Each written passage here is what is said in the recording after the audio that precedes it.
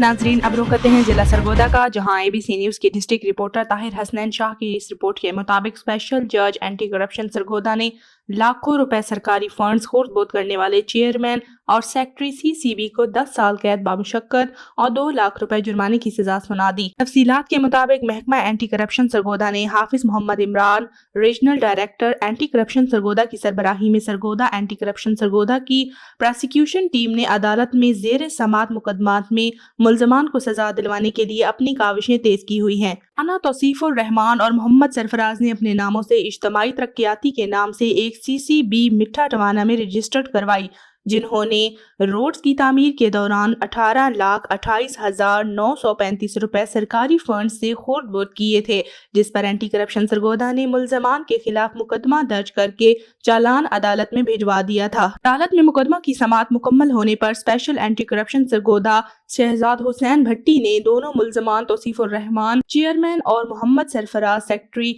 इज्तमाई तरक्याती CCB मिठा टवाना को 10 साल कैद बामुशक्कत और 2 लाख रुपए जुर्माना की सजा सुना दी। एंटी करप्शन सरगोदा की टीम ने दोनों मुल्ज़मान को गिरफ्तार करके जेल मुंतकिल कर दिया।